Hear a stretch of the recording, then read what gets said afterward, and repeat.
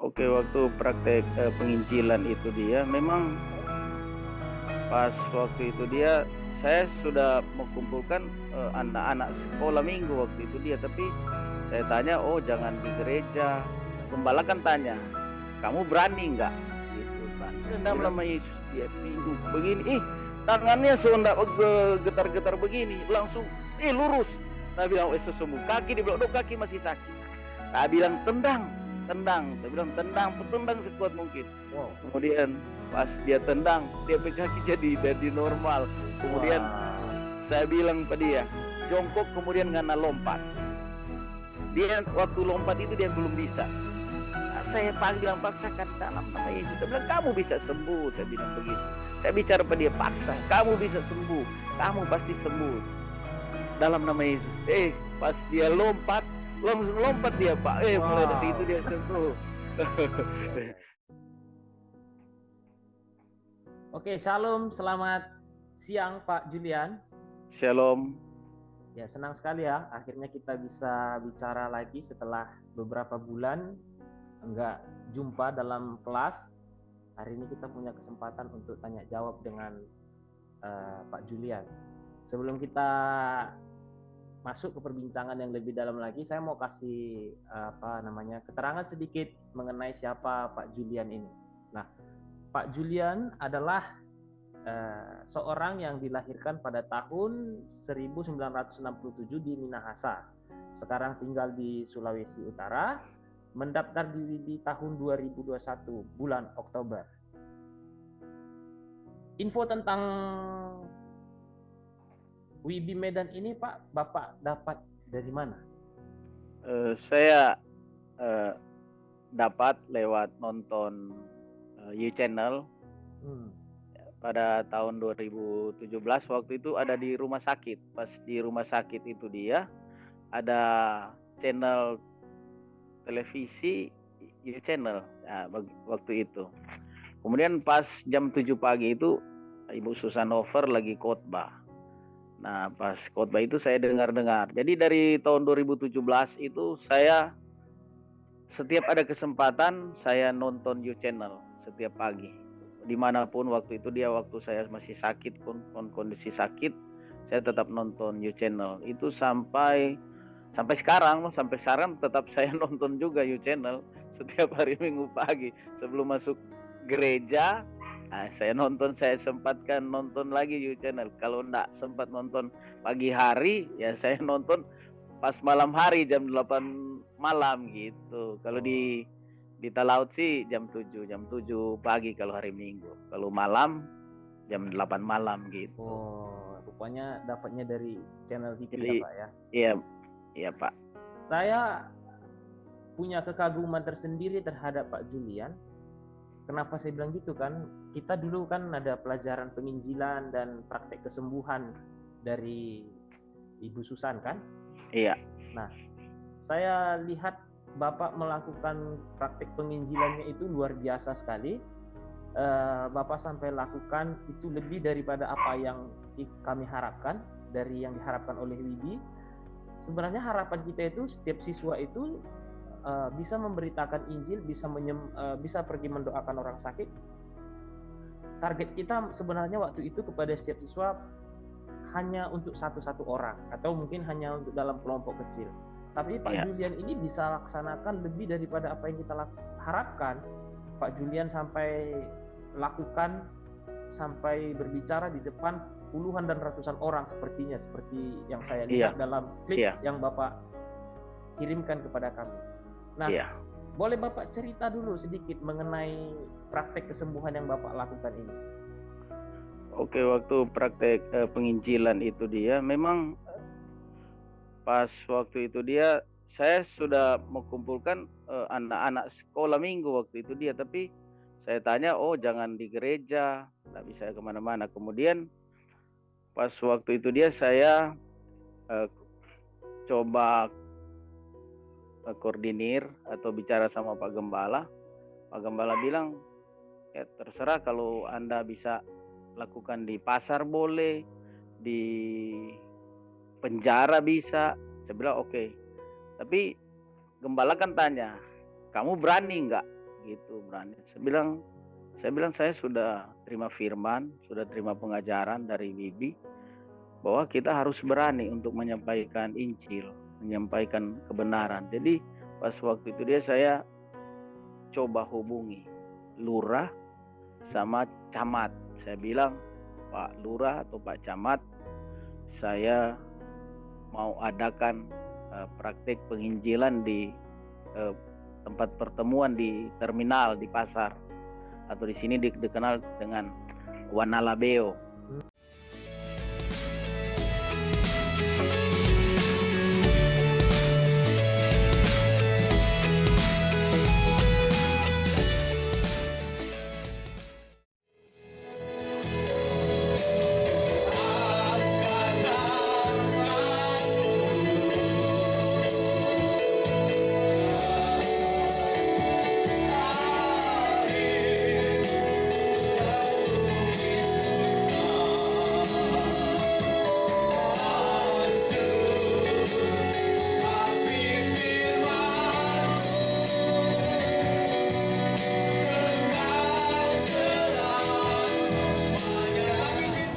Dengar kebenaran firman-Mu. Berikan telinga seorang murid untuk kami dengar firman-Mu. Bapa, hamba-Mu ini Kau berikan keberanian, roh keberanian untuk menyampaikan akan Injil kebenaran saat ini Tuhan. Kemudian Pak Lurah bilang, oh kalau begitu mesti tanya Pak Camat dulu. Nah, pas waktu itu saya seperti ada harapan dari Pak Lurah, karena dia bilang, karena ini memang dia bilang mana izin dari sekolah, surat tugas dari sekolah. Saya bilang surat tugas dari sekolah enggak ada. Cuma saya ingin memberanikan diri untuk bertanya sama Pak Lurah sama Pak Camat kalau bisa, karena waktu itu saya bikin surat tapi gembala yang tanda tangan surat permohonan itu dia. Kemudian setelah itu Lurah bilang kalau begitu kamu balik jam 1 siang, karena waktu itu saya kasih masuk suratnya jam 9 pagi. Dia bilang oke, balik jam 1. Pas jam 1 ketemu dengan Pak Lurah sama Pak Camat. Kemudian mereka tanya. Saya bilang saya ini hanya menyampaikan Injil, bukan saya akan menyinggung katanya agama, kan agama atau menyinggung pemerintah. Biasanya kan di tempat itu kan banyak orang juga bikin acara baru singgung-singgung pemerintah, baru serang denominasi gereja. Saya bilang saya bukan begitu. Kami di Bibi itu diajarkan bukan yang demikian. Kita ini diajarkan tentang Alkitabiah, bukan untuk menyerang organisasi atau menyerang pemerintah. Jadi karena konsepnya seperti itu saya itu akhirnya Pak Lurah sama Pak Camat mereka bilang oh kalau begitu silakan, mereka izinkan, dan mereka waktu itu hadir juga. Tapi tidak luar biasa ya, tidak itu dong. Tapi saya pikir itulah mungkin karena saya diberi keberanian sehingga saya berani untuk menyampaikan Injil. Kemudian waktu itu ada juga yang dari agama Muslim, kan saya bilang salam Isa Al-Masih, dan mereka senang. Mereka senang ketika saya bilang begitu, karena dia juga percaya Isa. Saya bilang kalau Anda percaya Isa Al-Masih yaitu Yesus Kristus, Anda selamat. Saya bilang gitu. Dia tapi banyak teman yang dari Muslim mereka senang juga waktu saya adakan acara itu dia. Kemudian sampai mulai saat itu dia teman-teman yang agama Muslim mereka sudah Pak Pendeta, mereka sudah panggil saya Pak Pendeta. Waktu itu dapat gelar baru ya Pak? Dapat gelar baru. Gitu Pak. Ya, saya tertarik sih melihat Bapak mendoakan ada seorang ibu kayaknya yang di kursi roda ya. Itu acara yang mana itu Pak? Oh itu ada KKR. Sebetulnya saya kan hanya ditugaskan untuk menjaga atau orang yang sudah sembuh naik ke atas panggung. Saya diberi tugas untuk yang demikian. Jadi siapa yang sudah sembuh naik ke atas panggung untuk menyaksikan. Tapi saya lihat dari atas panggung ini Oma itu yang sudah umur 77 tahun tidak seperti, maksudnya mereka kasih mungkin paling mereka pikir, wah ini oma yang sudah lumpuh ini nggak mungkin mau baik atau bagaimana. Jadi kemudian ada juga yang dari pembicara dia sudah doakan, oma itu cuma diam-diam terus begitu. Kemudian pas udah pada mau akhir-akhir itu dia sudah tidak ada yang naik ke atas panggung, saya seperti tergerak untuk turun ke bawah. Saya berdoa, saya teringat waktu Ibu Susan kasih lihat video tentang itu anak yang kaki pendek itu. Iya. Sampai jadi sama. Ini oma ini kakinya sudah pendek sebelah, kaki kanannya udah pendek. Iya. Udah enggak bisa itu. Kemudian saya tarik. Saya pergi, saya bilang, "Oma, dalam nama Yesus, oma pasti sembuh."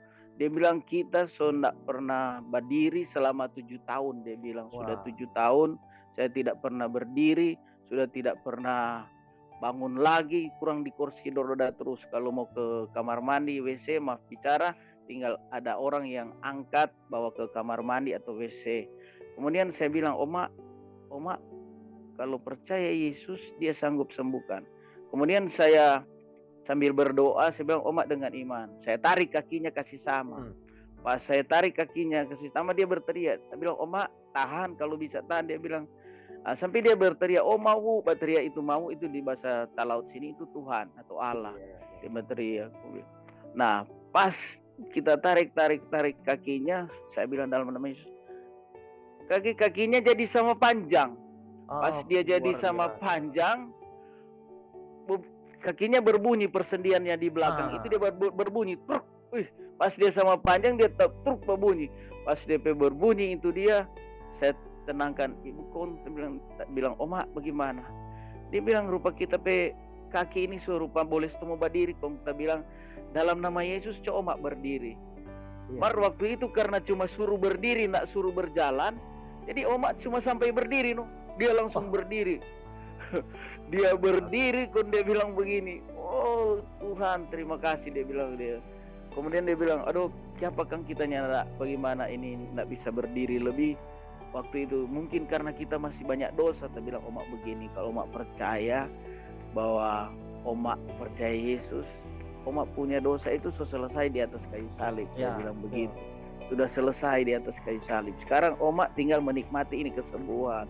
Akhirnya Oma itu senang, dia sudah bisa berdiri, dan saat ini sementara pemulihan itu Oma itu sementara pemulihan. Jadi puji Tuhan, Oma itu memang sudah tua sih memang, tapi walaupun dibopong sudah bisa berjalan. Walaupun dibopong, kalau waktu itu nggak bisa, mau dibopong bagaimanapun nggak bisa. Jadi ini jaga bopong begitu bisa ke kamar mandi, jadi diantar begitu. Tapi itu udah luar biasa banget loh Pak. Selain tadi yang kakinya panjang sebelah, sekarang udah sama. Terus dari yang nggak bisa berdiri sama sekali, sekarang sudah bisa berdiri. Ya memang kita lihat mungkin belum sempurna kesembuhannya, tapi kan kita percaya proses Tuhan kan masih ada kan gitu. Kita yakin juga nanti Tuhan itu pasti akan lakukan hal sesuatu itu nggak tanggung-tanggung, dia pasti selesaikan. Ya kan? Tapi sejauh ini saya mendengarkannya luar biasa banget itu. Itu satu hal yang menurut saya mujizat lah. Pasti sangat luar biasa kan gitu. Nah, selain itu sekarang Pak, selain acara yang sudah pernah Bapak berikan kepada kami, ada lagi nggak acara lain yang pernah Bapak lakukan? Gini, baru sebelum saya ke Manado, karena saya ketemu dengan teman saya waktu dulu ya, teman saya dulu dia suka sabung ayam, judi ayam. Itu teman saya, dia ada di Kota Beo ini, dia ada di sini. Kemudian waktu saya ketemu dia dalam posisi sakit stroke dan sudah cacat begitu, karena tangan kanannya tinggal tangan dan kaki, pokoknya dia sudah pakai tongkat, so cacat. Pokoknya dia bilang so nggak bisa bikin apa-apa.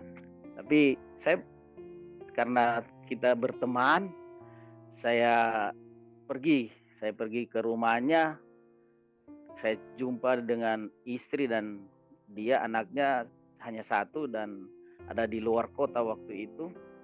Kemudian saya injili dia, saya bilang, kan kamu tahu juga saya bekas dari sakit. Saya sekarang sakit tapi sudah sehat. Kemudian saya bersaksi sama dia, saya bicara firman sama dia. Kemudian saya berdoa. Tapi sebelum saya berdoa, saya bilang, nganape tangan dan kaki kita tahu begini karena apa? Anak kok suka tinju nganape mai tua atau istri kali di sini suka tinju, suka tendang. Jadi sekarang sudah jauh begitu. Sekarang kalau ngana tendang itu, tendang angin atau tendang setan atau ngana tinju setan, mau baik ngana atau mau baik dan bahasa Manado itu mau baik atau kamu akan sembuh dan begitu. Kemudian dia bilang kalau begitu doakan. Berdoa. Di saat berdoa, sebelum berdoa saya uru dulu tangannya. Saya uru tangannya. Baru kakinya juga saya uru, berteriak dia, saya uru, saya ramas. Saya bilang kalau masih rasa sakit begini, walaupun stroke ini, pasti mau sembuh, kita bilang begitu pada dia. Dia bilang, Marbasa, saya bilang, pasti kamu akan sembuh, saya bilang begitu, demi nama Yesus. Kemudian saya doakan dia. Di saat saya doakan dia, saya angkat dia berdiri. Kemudian tangannya saya suruh dia gerakan dalam nama Yesus. Saya bilang, kamu tinju atau kalau mau boleh tinju kita coba tinju sekuat mungkin. Dia bilang, kaki nggak mau rubuh kalau kita mau tinju, mau jatuh kan. Iya. Saya bilang coba. Dia rupa ragu dan kalau begitu, coba tumbuh ke depan. Tapi puji Tuhan Pak Ingot pas dia bilang dalam nama Yesus dia tinju begini, tangannya sudah getar-getar begini, langsung lurus. Saya bilang sembuh. Kaki dibilang, kaki masih sakit. Saya bilang tendang. Saya bilang tendang sekuat mungkin. Wow. Kemudian pas dia tendang, dia kaki jadi normal. Kemudian saya bilang pada dia, jongkok kemudian ngana lompat. Dia waktu lompat itu dia belum bisa. Saya bilang paksakan dalam nama Yesus. Saya bilang kamu bisa sembuh. Saya bilang begitu. Saya bicara pada dia, paksa. Kamu bisa sembuh. Kamu pasti sembuh. Dalam nama Yesus. Pas dia lompat, langsung lompat dia Pak. Mulai dari itu dia sembuh. Tapi sekarang dia sudah setia, dia sudah suka masuk gereja karena waktu itu tempat puji Tuhan lah. Iya, ada tempat perubahan ya. Perubahan Pak. Iya, bawa motor dia sekarang Pak. Bawa motor balahan. Aduh, gitu. Keren sekali. Jadi, ya memang kan Pak, nama sekolah Alkitab kita kan World Impact Bible Institute. Memang itu kan ada kata impact, berdampak, ya kan? Dampak, iya. Nah, memang kita ini yang ada di sekolah Alkitab Widi ini memang rata-rata seperti pengalaman Bapak. Kita punya dampak di manapun kita berada. Punya dampak di tengah keluarga. Gitu kan, awalnya saya yang diberkati lewat sekolah Alkitab ini, akhirnya kita dari 4 bersaudara 3 sudah masuk di sekolah Alkitab ini. Iya. Tinggal 1 yang belum, ya karena memang juga sudah berkeluarga dan juga jauh tempatnya mungkin agak susah kan gitu. Iya. Tapi ketika kita mengenal jati diri kita, Tuhan di dalam hidup kita, memang kita jadi punya belas kasih itu kepada orang lain besar. Iya betul Pak. Nah ya kan, belas kasih kepada orang lain besar. Terus kita kayaknya kalau lihat orang sakit, kayaknya pengen didoakan gitu kan. Iya betul. Ada orang yang punya kelemahan kayaknya mau langsung lepaskan gitu kan. Iya. Ada gairah, ada semangat baru dalam hidup kita. Dan satu hal yang mau saya sampaikan terhadap Pak Julian ini udah seperti yang dikatakan Matius 5 yang 41. Dan siapapun yang memaksa engkau untuk berjalan sejauh 1 mil, berjalanlah bersama dia sejauh 2 mil. Ya karena kenapa saya bilang begitu? Karena Pak Julian ini punya semangatnya tinggi sekali. Benar, ya. Semangatnya tinggi sekali. Yang kita harapkan cuma untuk lakukan 1 orang, ini Bapak sudah lakukan di acara di pasar, lakukan di KKR, lakukan lagi kepada orang yang tadi terakhir Bapak bilang yang sakit stroke kan itu. Iya. Itu keren sekali. Nah, ini saya ada pertanyaan berikutnya nih Pak. Setelah saya mendengarkan kesaksian Bapak, saya punya pertanyaan berikutnya lagi. selama Bapak belajar di Wibis 1 tahun, pelajaran apa yang paling Bapak sukai atau yang menjadi favorit bagi Bapak? Ada 2 mata kuliah yang favorit saya. 1, iman dan kesembuhan. Iman dan kesembuhan ya? Iya. Wah, luar biasa. Iman, poinnya apa yang Bapak dapat? Waktu pelajaran iman kan Ibu Susan ajarkan itu tentang iman. Saya waktu lalu saya sudah disembuhkan lewat sakit jantung. Tetapi saya punya sejenis tumor di tangan kanan ini. Jadi kalau dia masuk dingin atau kita keluar malam, kita bawa motor atau kereta, itu kalau dia masuk dingin sakit seluruh badan. Jadi kalau mau bawa motor, kadang kalau sudah malam kita suruh istri saya untuk pijit punggung saya supaya dia agak reda sedikit. Nah, jadi kalau perjalanan jauh begitu terus harus istri saya mesti pijit setiap berapa menit dia pijit. Itu dalam perjalanan lewat kendaraan naik motor begitu. Nah, pas pelajaran iman, saya kan di situ dikatakan bahwa kalau kita punya iman, di sana dibelajarkan bahwa iman itu adalah Yesus sendiri. Nah, ketika kita memiliki itu, kita bisa melakukan apa saja yang boleh terjadi dalam hidup kita, dalam pribadi kita. Nah, jadi dengan iman itu kemampuan Yesus ada sama di kita. Kemudian pas saya bilang sama Tuhan dahsyat. Nah, kemudian pas waktu itu saya disuruh khotbah. Khotbah setelah Natal kedua atau Natal tanggal 25, tanggal 26 saya disuruh khotbah tahun 2021 lalu. Nah, itu saya khotbah tentang iman. Nah, orang yang saya khotbahkan mereka mengalami perubahan, mereka mengalami mujizat lewat khotbah iman yang saya sampaikan. Kemudian saya pulang ke rumah, saya bilang saya punya ini benjolan enggak sembuh dong, belum ada kesembuhan. Tapi pas saya duduk, ada istri saya, anak-anak, kemudian ada ipar dan keponakan. Waktu itu dia tanggal 26. Sebelum mau makan itu, pas pulang gereja, saya hanya taruh tangan di atas benjolan tersebut. Pas saya taruh, kayak simsalabim, Pak. Pas saya angkat, hilang. Wah. Saya angkat hilang. Oh, saya bilang, wih dahsyat. Nah itu, jadi itu Pak, satu kesaksian saya bahwa memang iman dan kesembuhan itu kalau ada dalam diri kita itu dahsyat. Karena Bapak alami sendiri ya. Sekarang saya alami sendiri. Saya memang di kuliah di Wibi ini memang banyak yang, tapi itulah bentukan Tuhan, proses Tuhan terhadap pribadi saya. Betul. Proses Tuhan. Gitu. Ya. Syukurlah Pak, Bapak masih bisa nikmati proses Tuhan kan. Aduh. Betul. Karena kita memang ya manusia kan nggak ada yang tahu umur kan, nggak ada yang tahu kapan waktu kita. Jadi selagi kita masih punya kesempatan seperti ini, menikmati kebaikan Tuhan di proses Tuhan seperti ini, itu artinya kita pun harus melakukan lebih banyak lagi kepada orang lain. Iya betul Pak. Kemudian Pak, ini tambahan saya begini, pas tanggal 10 Juli tahun ini. 10 Juli tahun ini. Oke. Saya waktu itu mau ulang tahun.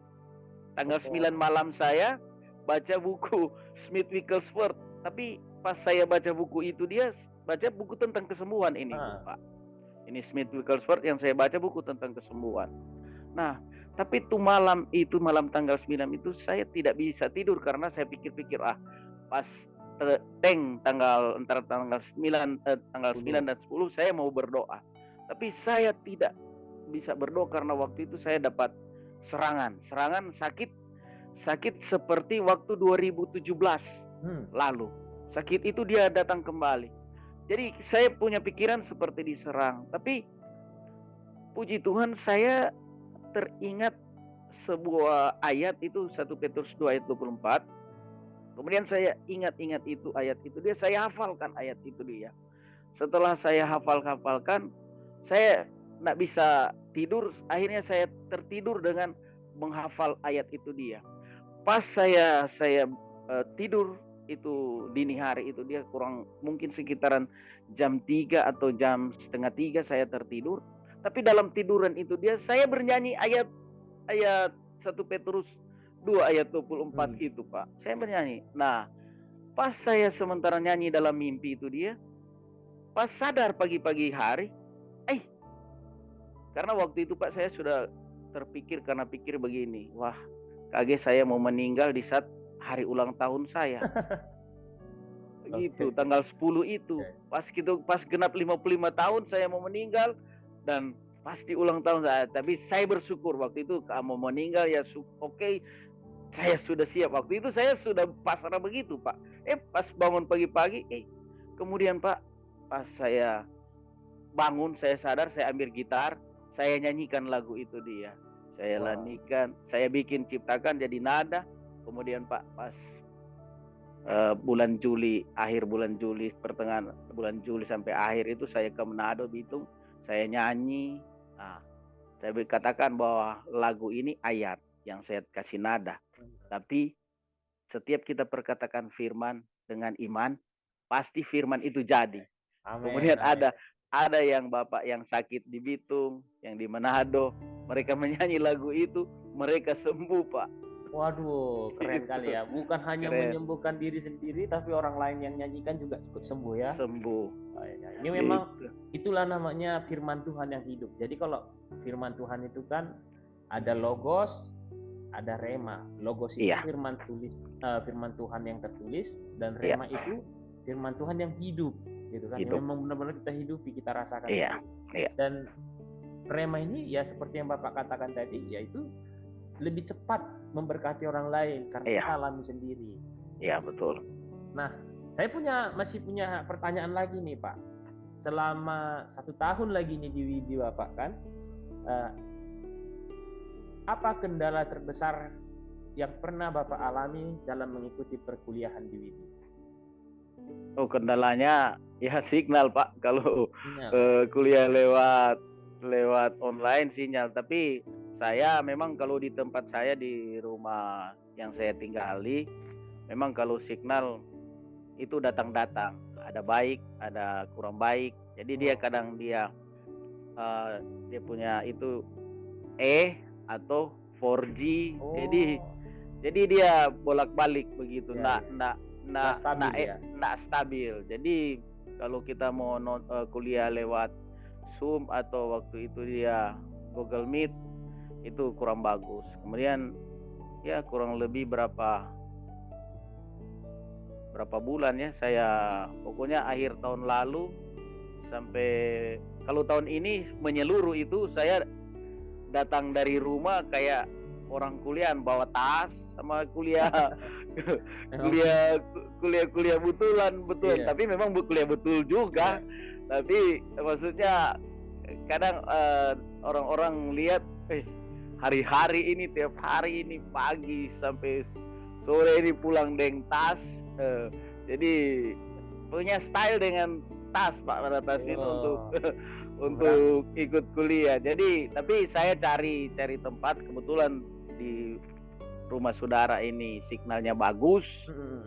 Jadi kita kuliah lewat di sini terus. Jadi seperti ini kan datang Zoom, datang di tempat ini juga.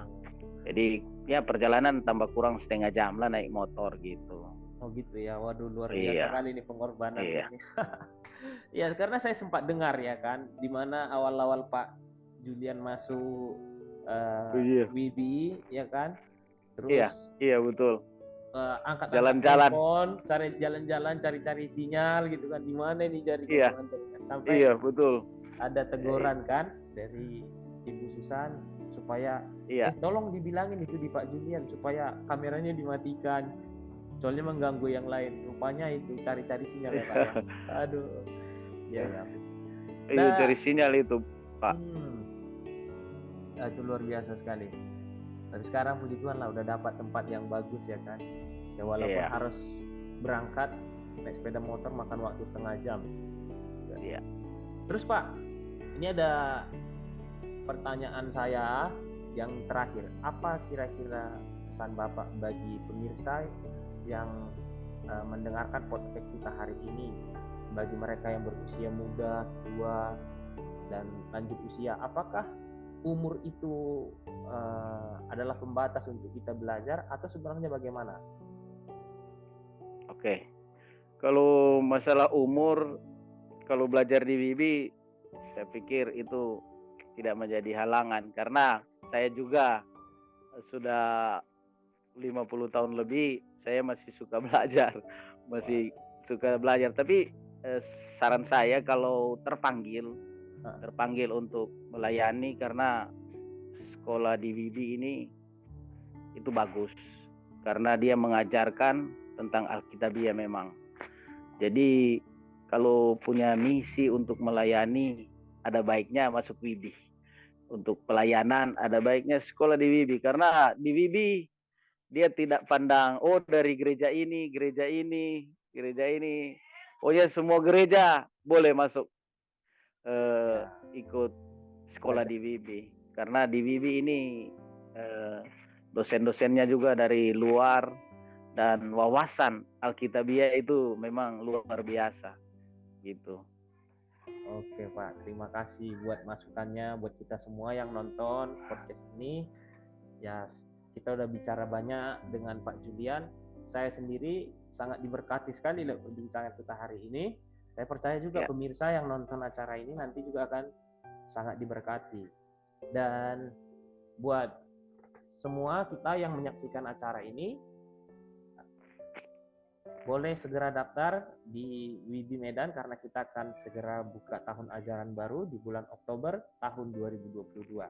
Terima kasih Pak Julian buat waktunya. Terima kasih. Salam buat keluarga, semoga semua dalam perawatan dan perlindungan Tuhan. Sampai ketemu di tahun yang kedua Pak, lanjut ya kan? Oke, lanjut. Tetap lanjut, semangat, tetap lanjut. Ya. Sampai ketemu nanti di bulan Oktober di tahun kedua. Terima kasih, Tuhan Yesus memberkati Pak. Sama-sama. Shalom Pak. Shalom.